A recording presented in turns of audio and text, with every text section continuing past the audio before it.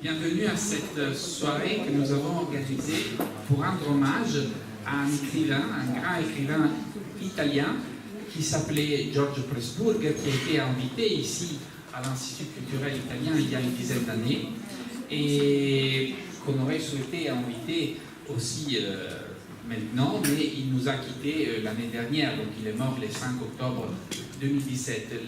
La vie de Giorgio Pressburger, comme on le verra tout à l'heure, est très intéressante. Il est né en Hongrie, donc en fait il était hongrois, issu d'une famille juive hongroise. Il est venu en Italie après l'invasion soviétique de l'Hongrie en 1956 et il est devenu auteur de pièces de théâtre. Il a travaillé pour la radio italienne et écrivain. Et il a été aussi directeur de l'Institut culturel italien à Budapest, donc il a été aussi un collègue pendant quelques années. Alors, pour parler de Giorgio Pressburger, de son œuvre, nous avons le plaisir d'avoir ici Madame Marguerite Pozzoli, sa traductrice française, qui a traduit beaucoup de ses livres pour la maison d'édition Actes Sud.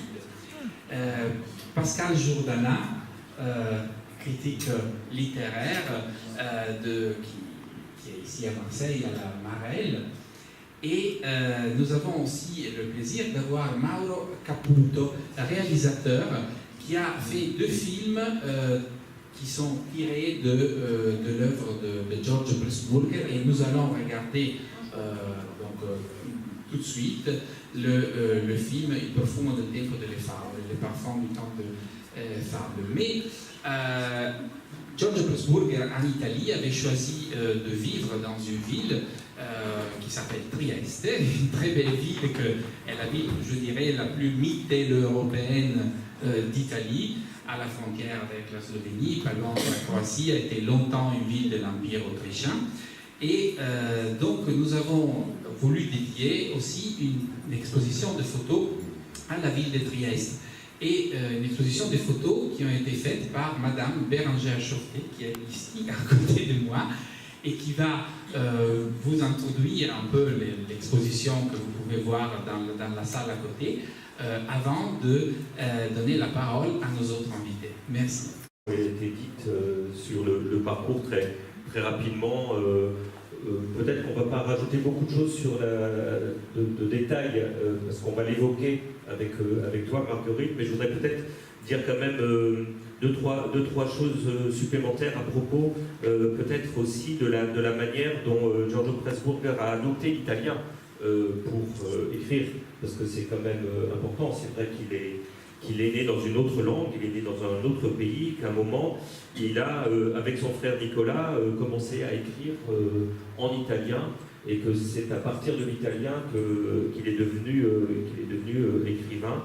Et après la mort de son frère, qu'il a continué à écrire. Il y a eu un certain nombre de livres parus chez Actes Sud en traduction des 2 frères, Nicolas et Giorgio. Et puis après, Giorgio a continué tout seul. Tous ont été traduits par toi, Marguerite. Non, le premier, Histoire du 8e district, est sorti chez Verdier. Ah, chez Verdier. C'est vrai qu'il y avait un chez Verdier auparavant, mais traduit par Marguerite Pozzoli. Non. Donc oui. Non.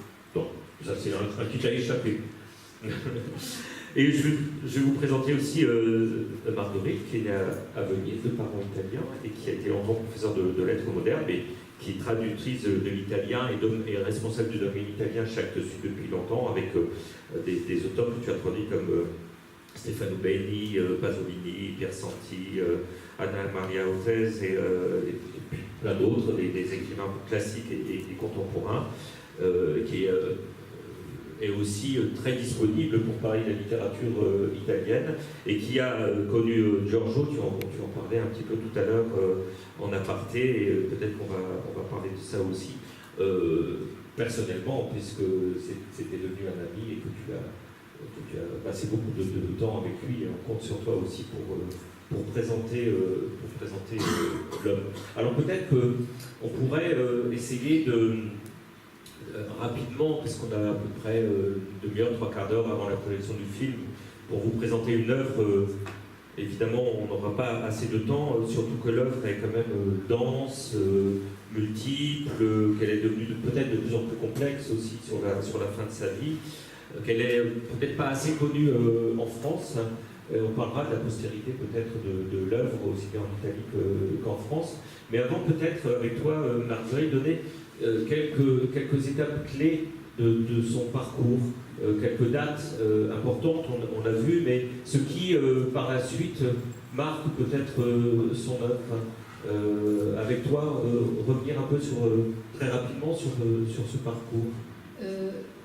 Avant peut-être de développer le parcours littéraire, ce que j'aimerais quand même ajouter, c'est que une des caractéristiques aussi de Giorgio Presburg, c'était son immense culture et son éclectisme, puisqu'il a été aussi un homme de radio très important, qui a d'ailleurs travaillé à Paris pendant un certain temps et qui a été récompensé par des prix pour des créations radiophoniques extrêmement originales, novatrices et très importantes, en particulier une œuvre qui s'appelait Jeux d'enfants, où il a raconté à travers les bruits et la voix une peinture de Bruegel intitulée Jeux d'enfants. La voix d'ailleurs a toujours été quelque chose d'essentiel pour lui, et on retrouve cette thématique dans son œuvre. Donc, homme de radio, homme de théâtre, le théâtre aussi, il a réalisé de nombreuses mises en scène de théâtre, metteur en scène de théâtre, metteur en scène également d'opéra et d'opérette, c'était sa grande passion. Il s'est battu quelquefois pour avoir le sol qu'il voulait, il disait parce que l'acoustique, il exigeait une certaine acoustique, et donc il a insisté, on n'a pas donné ce sol, il trouvait qu'il fallait s'entêter dans ce que l'on voulait. Oui. Et puis... Il a fait des comédies musicales aussi. Il a mis en scène des comédies musicales aussi. Alors des opérettes, des comédies musicales, je ne sais pas. Opéra et opérette. Peut-être. Je ne sais pas. Il a réalisé des films, en particulier à partir de Pasolini, la pièce de théâtre Calderone. Et puis, il a travaillé aussi pour la télévision aussi.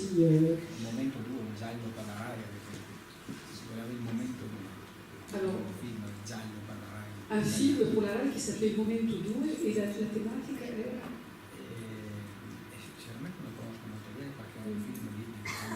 Un film des années 70. Je crois aussi qu'une pièce de Mirandel l'a réalisée aussi. Donc, et puis, on doit aussi rappeler qu'il a été à l'origine du Mittelfest, un festival qui se déroule toujours, mais qui se déroule à Cividale del Friuli, une ville qui n'est pas très loin de Trieste, et dont la volonté, qui est vraiment liée à la philosophie de Giorgio Presburg, était de réunir plusieurs pays de la Mitteleuropa. Et il était arrivé à ce qu'il y ait 17 pays représentés, et donc un festival qui réunissait la littérature, le théâtre, et dans lequel il y avait des participations magnifiques. Je crois qu'il y avait en particulier une divine comédie qui avait été jouée dans le lit du fleuve, et les gens suivaient ce qu'il racontait. Il avait toujours des idées très originales et magnifiques pour rendre les œuvres à la fois accessibles au grand public, sans jamais céder sur leur qualité. Cet aspect Mitteleuropa, comme tu l'évoques, c'est vraiment très important dans la manière dont il perçoit le monde aussi, dont il écrit, parce que ça baigne dans cette culture-là, dans ce mélange de langues aussi, parce que là, on a dit qu'il parlait le hongrois, l'italien, mais aussi l'allemand, le français, l'anglais, le slovène, le russe. C'était vraiment quelqu'un de polyglotte. Il s'est présenté aux élections européennes, c'était un Européen convaincu, même si sur la fin, il a des remarques qui montrent aussi sa déception dans la manière dont l'Europe peut-être s'est construite par la suite, mais en tout cas c'est un Européen convaincu, et peut-être qu'on va aussi aborder ces questions-là. Alors peut-être qu'on pourrait, Marguerite, commencer avec quelque chose d'intime, qui est quand même le fait de vivre en ayant un jumeau, parce qu'on va tirer beaucoup de fils de ça, en particulier sur les questions d'identité. Il y a beaucoup de thèmes qui ressortent peut-être de ce fait initial, qui est d'avoir été jumeau, d'avoir un frère jumeau qu'il a perdu par la suite. Et peut-être que je peux lire un petit extrait dans la traduction d'un roman qui s'appelle Les Jumeaux. En italien, c'est Les Deux Jumeaux. En français, c'est I Due Gemelli. Et puis au-dessus, il m'a dit, c'est redondant, si c'est des jumeaux, ils sont forcément deux. Donc, mais c'est intéressant, je trouve que le titre en italien est plus fort, du coup, je trouve, Les Deux Jumeaux. Ça donne quelque chose de... Moi, j'avais traduit, parce que je suis toujours très fidèle à l'auteur, j'avais traduit Les Deux Jumeaux. Je me dis, non, Les Deux Jumeaux, ça, l'esprit français rationnel. On va garder l'italien. Il y a deux jumeaux, donc pour les deux jumeaux, le fait même d'exister implique des souffrances et des raisons d'être heureux, étrangères au reste de l'humanité. Ce bonheur relatif est dû au fait qu'ils peuvent se communiquer toutes leurs pensées et tous leurs sentiments. Entre eux, les jumeaux ne connaissent ni limites, ni barrières. Ils n'ont pas besoin d'avoir de secrets l'un pour l'autre. Et ils ne pourraient même pas le faire. Le frère ou la sœur, s'il s'agit de filles, s'en apercevrait. Pour eux, le problème de l'autre n'existe pas. À un homme ordinaire, il faut parfois toute une vie pour trouver un point commun avec un de ses semblables et parler avec lui en toute confiance. Entre jumeaux, même le monde des rêves nocturnes peut être partagé. Je connais le cas de deux jumeaux qui, bien que vivant à des milliers de kilomètres de distance l'un de l'autre, comparèrent, lors d'une rencontre, leur journal intime. Ils découvrirent qu'à plusieurs reprises, ils avaient fait les mêmes rêves, au cours des mêmes nuits. Mystère de la communication. Mais les jumeaux représentent aussi toutes les contradictions, toutes les différences. Science et argent, chance et malheur, lâcheté et courage, et ainsi de suite, à l'infini. Alors ça, c'est pas directement le roman, c'est la préface, mais ça fait partie intégrale de ce livre. Marguerite, est-ce qu'on peut parler un peu de ce livre-là et de cette singularité? Oui, donc c'est vrai que c'est un thème très important, puisque George était extrêmement lié à Nicole et que la plus grande douleur de sa vie a sans doute été de le perdre. Et il évoque effectivement cette... Et en même temps, donc, le premier livre a été écrit donc, à deux. Il disait que quand les gens lisaient les nouvelles, ils en avaient écrit en 6 chacun dans l'histoire du 8e district. Les gens étaient incapables de trouver qui avait écrit quoi. Et eux-mêmes, à la fin, ne savaient plus qui était l'auteur de chaque nouvelle. De même, l'éléphant vert, ils l'ont écrit à deux. Nicole, elle n'a pas pu le voir puisqu'il est décédé avant. Et il a toujours refusé, d'ailleurs, quand je lui disais, mais ça ne l'intéressait pas. Je crois que c'était une seule et même personne, quasiment, et que leur relation fusionnelle allait jusque-là, même s'ils ont, comme le montre le livre, été en même temps des rivaux, presque des ennemis à un certain moment. Donc une relation très forte qui fait, dit-il, que quand il était enfant, il n'a jamais connu non plus la solitude, puisque quand on est jumeau, on se comprend immédiatement avec l'autre. Mais en même temps, on est quelqu'un de déchiré. Et c'est vrai que quand son frère est mort, il me disait toujours, je suis un homme déchiré. Et du coup aussi un homme plus tout à fait entier. C'est-à-dire qu'il y a ce sentiment de perte, de disparition, qu'il compense d'une certaine manière avec des dialogues permanents. Il y a beaucoup de dialogues dans ces livres, il y a beaucoup d'échanges, parfois avec lui-même, ou de personnages qu'il invente, de dialogues avec, dans les jumeaux, il y a des dialogues avec ce frère jumeau qui n'existe plus au moment où il écrit en fait. Oui, et en même temps, je crois qu'il avait aussi la sensation qu'il devait vivre doublement. Que la mort de son frère, en quelque sorte, lui donnait la possibilité de vivre aussi pour lui. Et il avait quand même une capacité de résilience très forte. D'ailleurs, malgré les drames, les tragédies, une tante et ses grands-parents paternels morts tous les deux à Buchenwald, il n'en a jamais gardé de haine de la vie ou de... Il était peut-être pessimiste au fond, mais c'était un pessimiste souriant et serein. Donc je reviens à ça, effectivement, il était certainement déchiré, mais en même temps, il était conscient de l'énorme chance qu'il avait de vivre. Je crois qu'il avait la sensation de vivre de manière double. Pardon, alors j'ai perdu peut-être le fil de ce que tu... Non, j'ai à peu près répondu. Peut-être qu'on peut, à partir de cette question d'être double, tirer un autre fil qui est celui de la question de l'identité, de la quête de l'identité, parce qu'effectivement ça passe par cette question de la gémellité, mais pas uniquement. C'est une quête permanente qu'on retrouve en particulier dans ces derniers ouvrages qui sont peut-être aussi plus autobiographiques. Oui. Juste dire aussi deux petites choses sur les jumeaux qui effectivement se battent dès leur naissance quasiment pour le sein maternel. Et l'histoire de ce livre est une histoire à la fois simple et magnifique, puisque toute leur vie, ils luttent pour l'amour de leur mère. Et la morale, c'est que le gagnant n'est pas celui qui reste en vie. Le gagnant, c'est celui qui meurt le premier, parce que c'est lui qui sera enterré près de sa mère.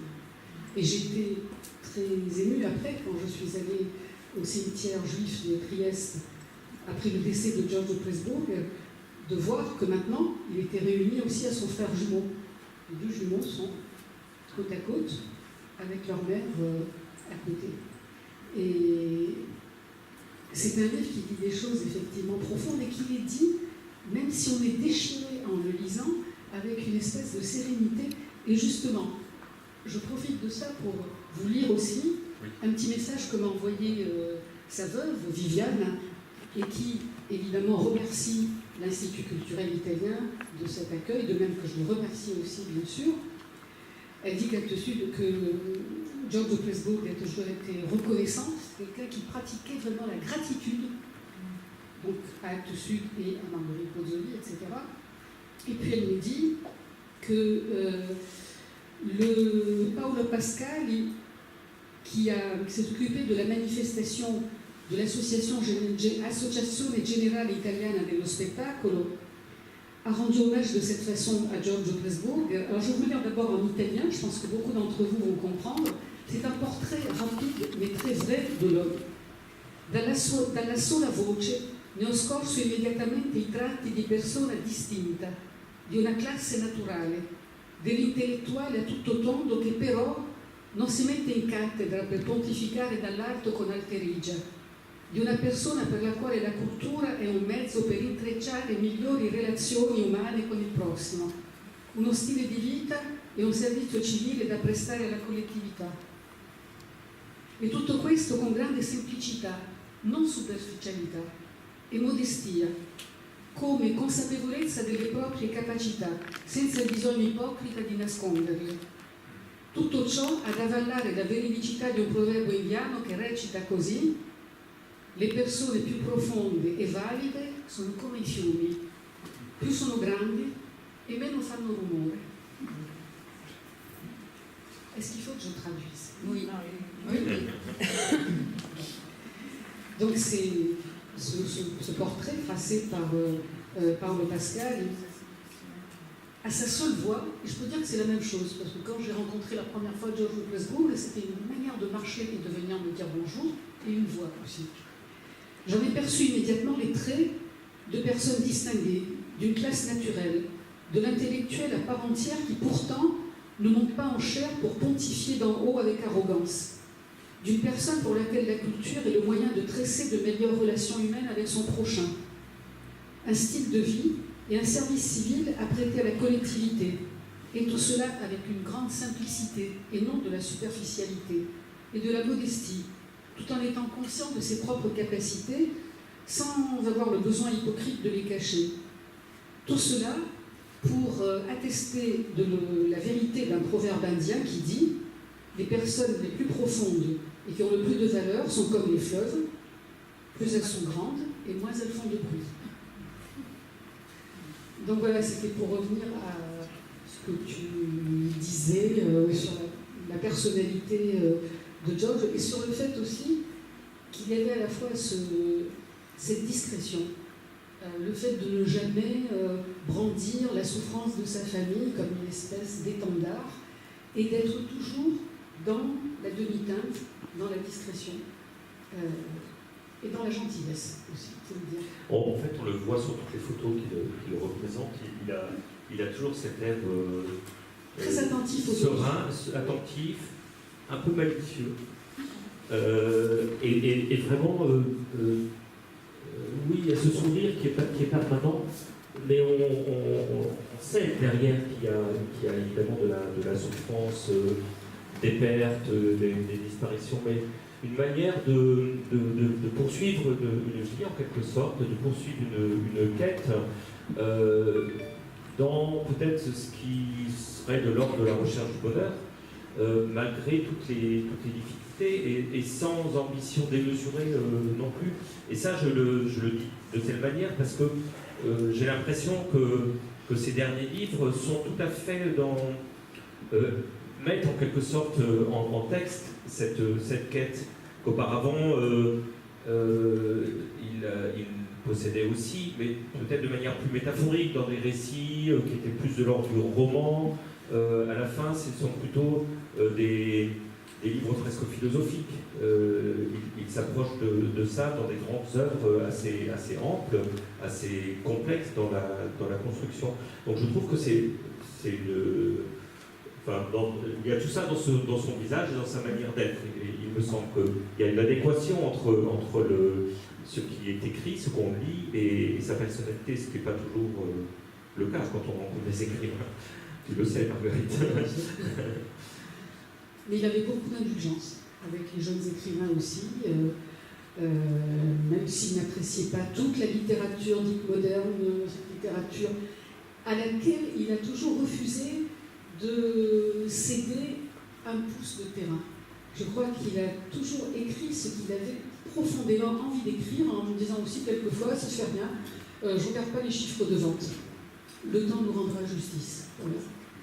Par contre, je voulais revenir à ce que tu disais sur l'identité. C'est vrai que la sienne a été problématique, puisqu'il a tout quitté à l'âge de 17 ans. Il a quitté ses parents, qu'il n'a plus revus ensuite pendant des années. Il a quitté sa ville. Il est arrivé dans un pays dont il ne connaissait pas les nuances de la langue, même s'il parlait peut-être un peu italien, je ne sais plus. Mais il aimait déjà l'Italie au départ. Hein. Et les deux frères se sont retrouvés dans des villes différentes d'Italie. Et ce qu'il a perçu je ne dis pas en abandonnant, mais effectivement donnant moins d'importance à sa langue maternelle pour en acquérir une autre, l'italien, qu'il a acquis petit à petit, a été à la fois un deuil, parce qu'il dit à certains moments que cette quantité de mots qu'il apprenait était en même temps quelquefois mensonger. Mais c'est vrai qu'il a toujours eu, je dirais, l'obsession de la vérité. Une des obsessions de George de Pressburg a toujours été le refus du mensonge, le refus de la rhétorique, c'est-à-dire de ce langage mensonger qu'emploient aussi souvent, en particulier les hommes politiques. Et il y a la volonté toujours d'utiliser le langage le plus vrai possible. Mais en même temps, adopter une autre langue, c'était aussi se confronter aussi à cette sensation peut-être aussi de mentir. Et par ailleurs, il a eu aussi l'impression de devenir un autre, puisque changer de langue est une métamorphose radicale pour chacun d'entre nous. Adopter une langue qui n'est pas la nôtre n'est pas du tout évident. C'est aussi, un petit peu à la manière d'une chrysalide, devenir une autre personne. Et c'est un peu le sujet, c'est même plus qu'un peu le sujet de ce livre qui en réunit deux livres italiens, qui s'intitulait à l'origine Il sussurro della grande voce, le murmure de la grande voix, et la coscienza sensibile, que nous avons réunis en un seul sous le titre de La langue perdue, qu'il a approuvé, qui fait un peu penser à Canetti, et comme il aimait beaucoup Canetti, il n'a pas vu d'inconvénient, au contraire. Je vais lire un petit extrait de ce texte qui est vraiment sorti comme ça du contexte. Je ne sais pas si tu voudrais le resituer, mais ce qui compte, je crois, c'est cette question de la langue qui est sans cesse là, et ce que tu viens de dire à peu près. Il essayait de ne donner aucune signification au son qu'il entendait. Le prénom de la doctoresse, par exemple, Giusa, qu'une infirmière lui avait appris, ressemblait, dans la langue d'Andreas, au mot « écorché ». Il voulait éviter ces obstacles à l'apprentissage, et pour cela, il évita même parfois de penser au son des mots, mais seulement aux lettres avec lesquelles il les écrivait. S'il avait toujours pu les entendre prononcer par la bouche de la jeune femme, tout aurait été plus simple. Mais au fond de lui-même, dans sa conscience, une autre voix, semblable à la sienne, lui parlait et lui soufflait ces lancinants jeux de mots. L'obscurité qui vient de la lumière, pensa-t-il. L'obscurité est la parole dite, la lumière, la parole écrite. Quoi qu'il en soit, il décida d'écouter la voix de la doctoresse comme s'il s'agissait d'un son émis par un instrument de musique. Il aurait voulu rester indéfiniment dans ces limbes où il n'y avait ni mots, ni langue, ni faux semblants, mais seulement de l'émerveillement. Ça, c'est très beau, je trouve, parce qu'il y a évidemment la question de ce que tu dis, cette langue qui pouvait être faite de faux semblants ou de mensonges, mais il y a aussi cet émerveillement poétique de la langue. Il s'intéressait à la musique, c'était un mélomane, il avait aussi cette question du son, de la langue, de la voix, de la poésie, et là, je crois qu'on l'entend bien. Et du coup, tout ce qu'il y a dans ces romans où il est question de passage de langue, c'est évidemment, là aussi c'est ambigu, c'est un peu comme les jumeaux, c'est à la fois un bonheur et une sorte de symbiose totale avec ce qui est de l'ordre musical, et puis une bataille permanente avec ce qui est de l'ordre du sens. Et je pense qu'en tant que traductrice, ça te parle aussi. Oui, ça me parle beaucoup parce que il était traducteur aussi. Un jour, il me disait se non senti la voce, non devi tradurre. Si tu n'entends pas la voix, il ne faut pas traduire. On traduit avant tout une voix, effectivement. Et je crois que j'aurais peut-être du mal à vous résumer le premier livre de lui que j'ai traduit, L'éléphant vert. Tout ce que je peux dire, c'est que j'ai eu envie de le traduire sans connaître cet auteur parce que sa voix me traversait, parce que sa voix m'a émue. Plus que l'histoire, je veux dire plus que l'histoire elle-même, non, parce que l'histoire est magnifique, mais c'est la voix qui est l'essentiel, effectivement. Et dans son tout dernier roman, qui est inédit en France, il y a une sorte de petit essai sur la voix qui, pour lui, se confond avec le style. Pour lui, la voix d'un écrivain, c'est la même chose que le style, c'est tout à fait la même chose. Il dit, par exemple, que quand il a écrit... Alors, le personnage qui parle, c'est donc Ponce Capodone, mais on sent que c'est aussi un peu Pressburger. Quand j'écrivais avec mon frère jumeau, notre premier recueil de nouvelles, j'entendais sans erreur possible la voix d'un grand poète italien qui est Umberto Saba, qui guidait mon phrasé, le choix des mots, qui s'arrêtait chaque fois que je mettais sur le papier quelque chose de discordant, d'incompréhensible, ou d'inconvenant. Ce petit volume comporte 10 nouvelles. Alors c'est ce que je vous disais tout à l'heure, 6 d'entre elles ont été écrites par mon frère, déjà malade, 6 par mois, dont 2 auxquelles je renonçais lorsque l'éditeur me demanda de limiter le nombre de textes. Mon frère, cher Ponce, n'avait jamais lu les récits d'Umberto Saba. Et en fait, sans les avoir jamais lus, il en a imité lui aussi la voix, le phrasé. Il dit, en écrivant, mon frère entendait-il lui aussi par hasard quelque chose de semblable à la voix d'un vieil homme plaintif, désespéré, seul et pourtant serein, de même que je l'entendais, moi.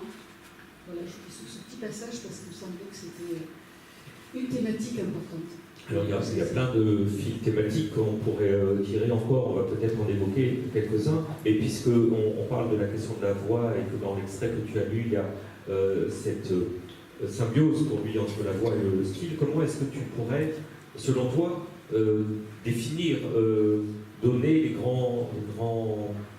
la manière stylistique, je dirais, ce qui fait vraiment chez Pressburger sa voix, son style. Qu'est-ce qui le distingue d'autres écrivains? Alors, je dirais l'absence de rhétorique, d'une part. Par ailleurs, chacun de ses livres a quand même une note musicale qui lui est propre. Il y a... alors, c'est vrai que les histoires du 8e district, l'éléphant vert, on retrouve un petit peu les mêmes thématiques. La voix est semblable. Dans la loi des espaces blancs, c'est une voix plus pessimiste. C'est une voix plus dure, plus grave, plus sombre.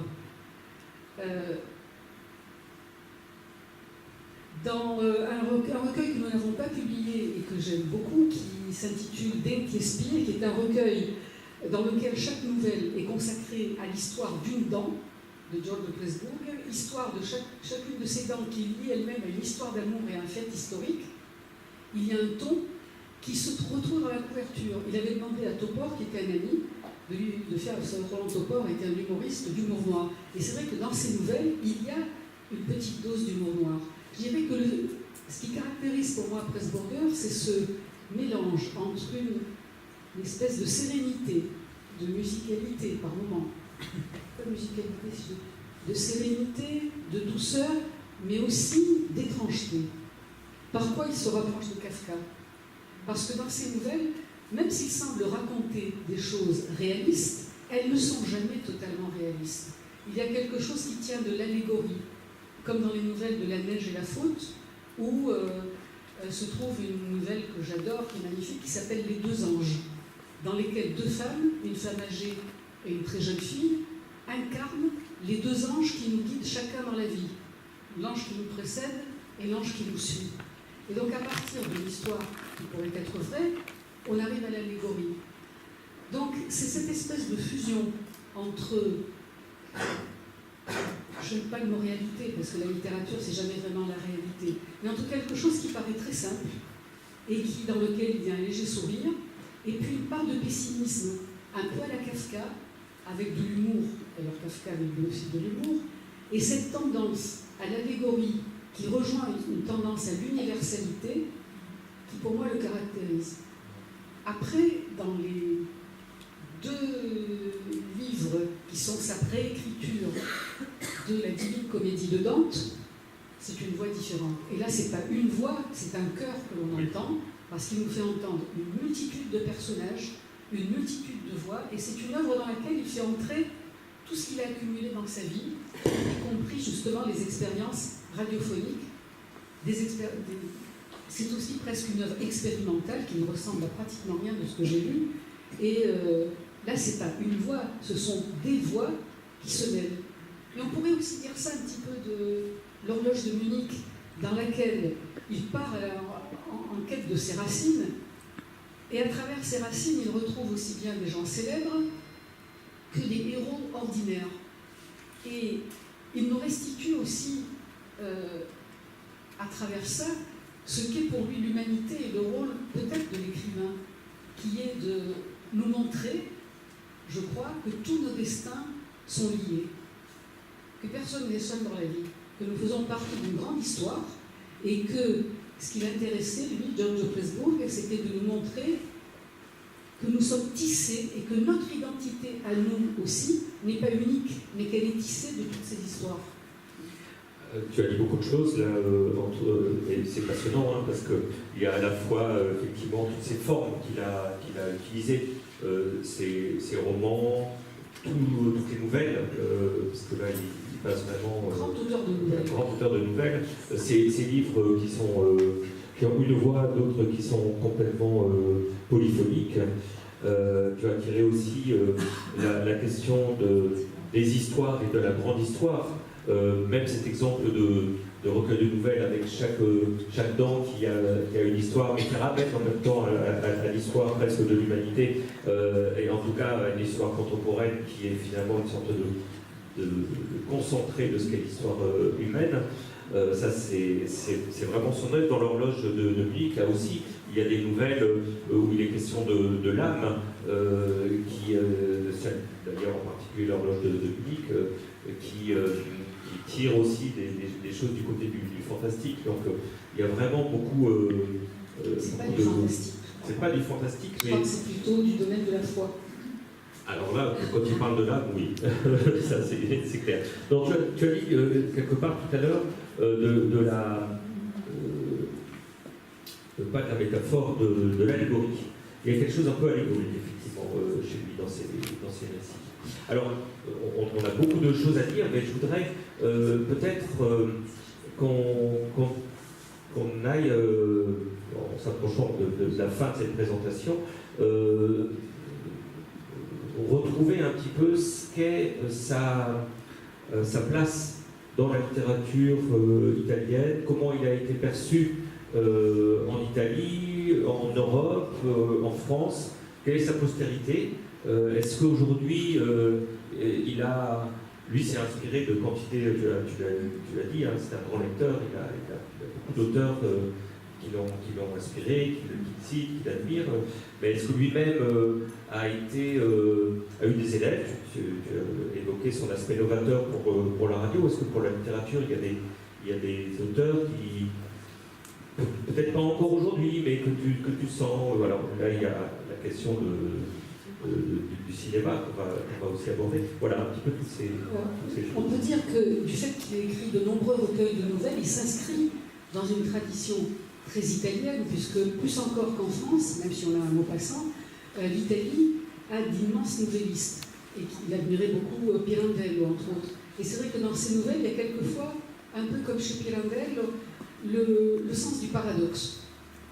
Il faut que vous les lisiez, je ne peux pas vous les raconter, mais même dans les Deux Anges, il y a quelque chose de très paradoxal entre la dame âgée qui finalement tombe amoureuse d'un jeune homme et l'adolescente qui s'avère une adolescente non pas innocente mais perverse. Et il y a souvent des renversements. Ça, c'est l'art de la nouvelle aussi. Et il possédait très bien cet art de la nouvelle qui consiste à dire beaucoup en quelques pages, à démarrer d'une manière particulière et à clôturer aussi la nouvelle d'une manière travaillée. C'est un art qui est beaucoup moins, ou qui est plus exigeant que celui du roman, puisqu'on est limité, alors que dans le roman, on a tout l'espace qu'on veut et on peut s'offrir toutes les digressions que l'on veut. Donc là, il s'inscrit effectivement dans une tradition très italienne. Il s'inscrit aussi dans une tradition poétique italienne. Par les poètes qu'il admirait, j'ai parlé en particulier d'Umberto Saba, dont il admirait la sobriété, la simplicité et la voix. Après, je crois qu'il est aussi très mittel-européen, et que parmi les auteurs qu'il admirait, il y a Kafka. Je vous dis, il faut que je parle aussi de Primo Levi, parce que c'était vraiment une de ses idoles. Et qu'il aimait justement dans Primo Levi, je veux dire, cette simplicité aussi, puisque si vous avez lu, si c'est un homme, si vous avez lu les nouvelles de Primo Levi, vous avez vu aussi qu'il n'y a jamais rien de grandiloquent chez lui, et que la souffrance est évoquée avec des termes forts, et avec surtout un sens aigu de l'authenticité, sans jamais rien rajouter. Et c'est vrai que pour lui, c'était quelqu'un qui portait vraiment au nu. Tu me disais s'il a influencé d'autres auteurs. J'imagine d'abord qu'il a formé beaucoup d'élèves, puisqu'il a beaucoup enseigné. Il a enseigné le théâtre, je crois qu'il a été un maître, et que beaucoup de gens le considéraient comme un maître. Et que je voyais beaucoup il a donné des cours aussi de théâtre pendant tout le temps où il était directeur de l'Institut culturel de Budapest, et ses leçons de théâtre ont été éditées là-bas, je les ai lues en italien, et on sent à quel point il aime l'échange avec les jeunes et à quel point il aime transmettre. Et je pense qu'il a beaucoup transmis à tous ceux qu'il rencontrait et qui l'entouraient. Écoutez, je connais des gens que nous avons rencontrés à Sète qui n'ont bavardé qu'une demi-heure avec lui et qui m'ont dit, au bout d'une demi-heure, mais ce monsieur, il est vraiment formidable.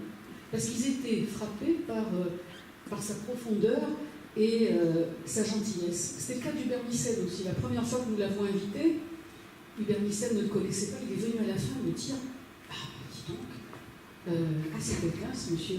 Et effectivement, sans la moindre arrogance, sans le fait d'être un soi-même que l'on rencontre quelquefois quand même à différents degrés chez certains écrivains. Oui. On peut parler de Claudio Marguis, de Claudio Marguis aussi, puisqu'on parlait de Trieste. Bien sûr, qui était aussi presque, c'est le frère, c'est le cousin de la femme de George de Pressburg, et ils avaient des liens extrêmement étroits. Entre autres, c'est George de Pressburg qui avait monté une grande exposition intitulée Danube, qu'il a montée, je crois, à Madrid aussi, et qui n'était pas transportable. Elle était tellement riche, tellement pleine d'idées géniales, que c'était une exposition qui était quasiment unique. Donc ça va pas mal. Là, comment je sais pas comment non. Si, la Trieste di Marx. Et donc, ça s'appelait, ça s'appelait pas Danube, ça s'appelait Ascons, la nouvelle Danube. J'ai dit une bêtise. La Trieste di Madrid, c'était l'exposition sur Trieste, voilà, avec l'évocation de la musique, la littérature, Un l'architecture. po' la città anche, E je- abbiamo la creato vie. una stanza e lo ricordava la Bora, il vento che c'è a Trieste, no? Quindi con tutte delle cose Voilà, particolari. dans une pièce, il sempre- rappelait voilà, ce qui est caractéristique de la Trieste, la Bora, ce vent terrible. Et il avait même recréé. Sì, dans una di cette queste pièce. stanze della mostra, no? Voilà. Aveva sempre queste idee un po'. Voilà, il avait plein d'idées très particulières et très originales. Marguerite, je te propose qu'on lise notre petit texte qu'on a préparé, et puis après on passera peut-être la parole pour la présentation du film. Et tu voulais encore lire un texte à la fin? C'était après juste avant la projection du film, et on peut le lire maintenant. Non, parce qu'après il va enchaîner sur le film, Ouais. c'est peut-être qu'après il continue directement, non? Vas-y. Voilà. En fait, c'est un petit passage qui est dans son tout dernier roman. Et c'est un très beau message aussi sur l'amour de la lecture. Dans son unique roman intitulé Autodafé, Elias Canetti, bulgare dont la langue maternelle était l'allemand, se met totalement en retrait. Dans ce roman, il n'existe pas de ligne de narration, il n'y a que des sauts et des glissements de l'écrivain, d'un cerveau à l'autre de ses personnages, pour en décrire les obsessions, les divagations farfelues, les terribles entêtements, l'ingénuité maniaque et sans remède. Ici, l'auteur accomplit ce que le lecteur fait habituellement. Il écoute, ou fait mine d'écouter. Mais il écoute réellement, à l'intérieur et à l'extérieur de lui, des voix. Un peu comme chez celui qui voudrait écrire un roman sur vous, mon cher Poncino, vous qui êtes composé de matériaux issus de pays et d'âmes différentes. L'art de la lecture, l'art de la captation de la voix d'un autre, est naturellement un acte créateur, au même titre que celui de l'auteur. Lui aussi a dans la voix un élément porteur indispensable. Il n'est auteur qui n'ait d'abord été lecteur, et qui n'ait écouté le cœur immense des ancêtres. Comme le dit Ungaretti lui-même dans une lettre de 1917, j'écrirai sur mes ancêtres. Des biographies lyriques de Villon, Keats, Léopardi, Mallarmé, Maurice de Guérin, Papini, Benvenuto Cellini, Dostoïevski, Maria Lunardini, ma mère. Lecteur. Cette activité aussi représente un cœur immense, d'êtres qui répètent à leur façon, à l'intérieur d'eux-mêmes, la voix des autres, c'est-à-dire des écrivains, hommes ou femmes. Un ensemble de voix qui volent de conscience en conscience, de pensée en pensée. Un cœur, non à bouche fermée, comme celui fameux de Madame Butterfly, de Puccini, mais plus silencieux, muet, et qui pourtant, depuis des siècles, enveloppe la terre, la recouvre. Je pense que c'est justement dans cet espace que nous nous exerçons à vivre ensemble, avec tous ceux qui habitent notre planète, animaux, plantes, tempêtes, grandes marées, et les êtres humains, vivants et morts. La lecture ne signifie pas seulement savoir lire des livres, c'est-à-dire communiquer à travers des siècles et des distances immenses, à travers des langues et des symboles divers. Elle signifie aussi savoir écouter la voix inaudible de la vie dans l'univers. Merci.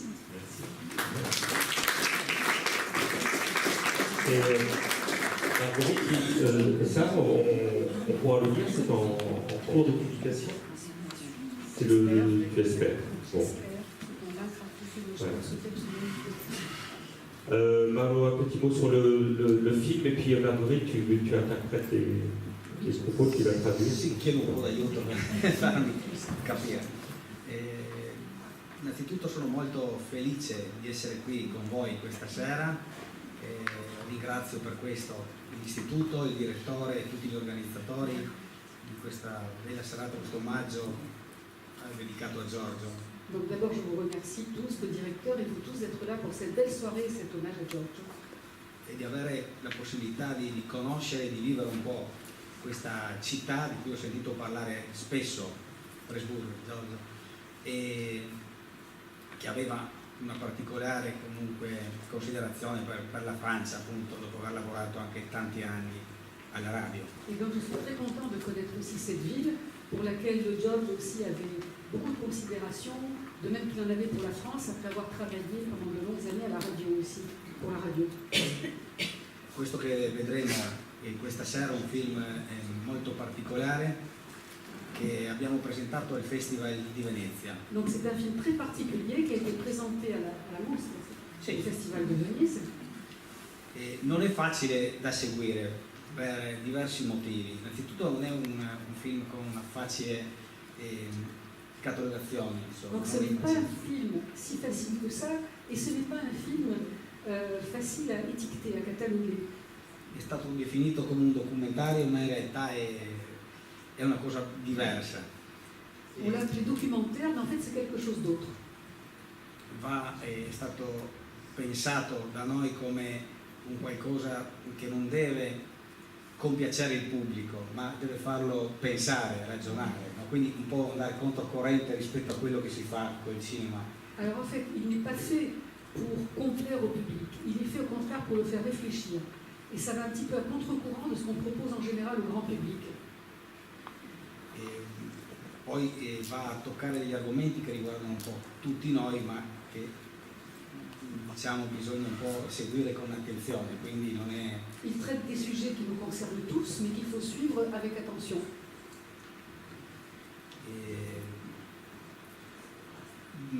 Il film è nato da un romanzo di Giorgio sulla fede, se il titolo. Alors il est né... Anche questo è difficile. Sì. En fait, il est né d'un livre de George, alors que tu définis comme un roman, que moi j'ai défini comme un essai parce que j'ai lu, et qui est intitulé Sur la foi. E nel film lui è il protagonista e anche la voce narrante. Donc dans ce film, il est à la fois personnage principal et voix, voce narrante, c'est le narratore. Quindi mi rendo conto solo adesso del lavoro, dell'importanza del lavoro che abbiamo fatto insieme, nel senso anche che do la possibilità a chi non ha mai potuto conoscere Giorgio di avvicinarsi un po' alla sua figura, direttamente con le sue parole, con la sua voce. Du travail alors que ça représente, surtout pour ceux qui n'ont jamais eu l'occasion de rencontrer Giorgio et de l'entendre, parce que vous l'entendrez ainsi donc directement. E chi ha avuto la fortuna insomma di conoscerlo, di incontrarlo per la durata del film ancora una volta e sentire la voce particolare insomma. Et pour ceux qui l'ont connu, c'est un bonheur de réentendre cette voix si particulière et de voir ce film. Questo film tra l'altro fa parte di una trilogia. Alors ce film fait partie d'une trilogie. Farà in realtà perché, fera. sì, perché segue un film, L'orologio di Monaco, tratto appunto dai raccolti di racconti che... Alors il vient après un film intitulé L'horloge de Munich, tiré de ce recueil de nouvelles que nous avons évoqué tout à l'heure. E verrà seguito da La legge degli spazi bianchi, che purtroppo dovrò terminare da solo. Et donc il sera suivi par La loi des espaces blancs, autre recueil que malheureusement devra terminer tout seul. E che farà parte ora è un po' diciamo valorizzato dall'Istituto Luce Cinecittà. Et qui a été valorisé donc par l'Istituto Luce a Cinecittà a Rome. Distribuendolo con un cofanetto speciale, con questi 3 film dedicati a Giorgio. Ah voilà, les 3 films seront distribués dans un petit coffret spécial dédié à Giorgio Presidente. So che il video l'orologio di Monaco adesso è uscito come DVD allegato, en con la Italie Brasilia. d'ailleurs, en Italie, l'horloge de Munich est sortie avec le film de Marvel. Sì. Non vorrei parlare troppo del film, anche perché nel film si parla molto, cioè, è veramente, piuttosto magari se ci sono delle domande poi... Voilà, après le film peut-être, si vous avez des questions à poser, de même que si vous en avez sur ce que nous avons dit, nous serons très contents d'y répondre. Voilà. On va parler, on va préciser quelque chose après le film. Sì, ci saranno.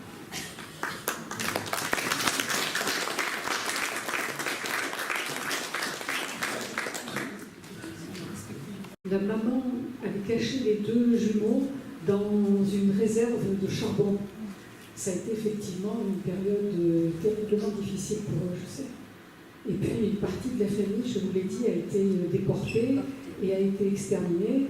Et puis, vous parlez aussi de la révolte de 56. C'est justement pour sauver ces deux garçons que les parents ont accepté de les laisser partir pour l'Italie. Ils ont d'ailleurs vécu une véritable odyssée parce qu'ils ont été pris par des passeurs, ils se sont perdus dans la forêt. Ils ont vécu, en fait, disait à un certain moment George Pressburg, ce que vivent aujourd'hui certains de ceux qui fuient les pays d'Afrique. Il a connu des moments, effectivement, ils ont connu des moments de très grande peur avant d'arriver en Italie. Bon, ils se sont retrouvés après, ils ont été séparés d'ailleurs en Italie, les deux frères, et ils se sont retrouvés dans des lieux différents. Voilà. Si vous voulez connaître en même temps toute cette histoire, il la raconte dans La Langue perdue. Mais vous parlez surtout de 56, c'est bien ça? Non, je parlais même de la période antérieure parce que... Oui, c'est pour ça que je vous ai répondu pour ceux que je savais effectivement. D'accord, oui. Merci. Il y a eu effectivement, ce qui a été terrible aussi, c'est que après la guerre, le père a été soupçonné de faire des profits, il a été traité de petit bourgeois, ils ont dû se battre aussi contre les communistes, qui il est soupçonné d'avoir... voilà, d'être devenu des bourgeois, alors que c'était une famille de la toute petite bourgeoisie. Il vivait aussi du commerce des oies. Et George était très fier, justement. Il disait, moi, un petit juif du 8e district, je suis devenu un grand écrivain. Je me rappelle de sa joie le jour où il a reçu un chèque important pour un de ses livres. Il sautait littéralement au plafond parce que c'était une belle revanche pour lui. Et en même temps, il n'a jamais oublié effectivement ce moment et ses origines qu'il raconte dans plusieurs de ses livres. No, chiedeva come hanno potuto salvarsi da quello che è successo durante la guerra e poi purtroppo dicevo che la mamma aveva nascosto. Et que la mère restait déprimée aussi, je crois, quand il parla della depressione della madre che è anche legata a tutte queste sofferenze. Sì, diciamo che ho letto su un aneddoto particolare anche per quanto riguarda insomma che ha vissuto a Budapest durante l'invasione tedesca, insomma, no? Che lui fa parte di uno dei bambini, comunque delle persone salvate da Giorgio Berlasca. Questo è interessante come fatto storico anche. Alors effectivement, il a été l'un de ces enfants de Budapest qui ont été sauvés par Giorgio Berlasca. Quindi è stato nascosto, insomma, poi salvato, fa parte di... prima in una sinagoga proprio... Voilà, il avait caché, ce Berlasca avait caché plusieurs enfants dans une synagogue. Et era un italiano. Sì, era un italiano. Che era a Budapest. Che era a Budapest, comunque era un fascista. E che était pourtant un fascista. Però non, ovviamente ha capito cosa stava succedendo. Mais qui a compris ce qui était en train de passer à Budapest et qui a salvé et qui a sauvé beaucoup d'enfants, 6 000 personnes. Et qui est devenu un juste d'ailleurs. Sì. Il en parle d'ailleurs dans la trilogie. Mais la trilogie, elle parle de la scrittura dantesca. Sì, sicuramente. Je voulais simplement ajouter que Pierre Lasca, quand il est revenu, il était là-bas, il était en Hongrie pour des affaires et il s'est fait passer, après comme il avait travaillé en Espagne, comme le représentant du consulat d'Espagne. Et il s'est battu contre tout ça, il a sauvé ses enfants envers et contre tous, et quand il est rentré chez lui, il n'a rien dit à personne. Et c'est quand il était beaucoup plus âgé que des femmes hongroises, des hommes, 2 filles, qu'il avait sauvées petits, qui ont recherché, et c'est à ce moment-là qu'il a fait partie des justes, et que sa famille a appris. Personne ne savait, il n'avait absolument rien dit. C'est assez récent, hein, Pierre Lasca. Donc on ne savait pas, il a sauvé énormément d'enfants comme ça. À l'Institut, de toute façon, à l'Institut, on a reçu son fils. Il y a eu d'ailleurs un documentaire après quand cette affaire a été arrivée, dévoilé. Il y a eu un documentaire de la RAI. Et puis à l'Institut, son fils est venu. C'était d'ailleurs très impressionnant. In Italia sono ancora adesso. In Italia sono ancora iniziative su Berlasca, portate avanti anche dal film. Le fils de Perlas qui a continué. Oui, il est venu ici. Ah, d'accord. Voilà. Il est venu ici. Questo non lo sapevo.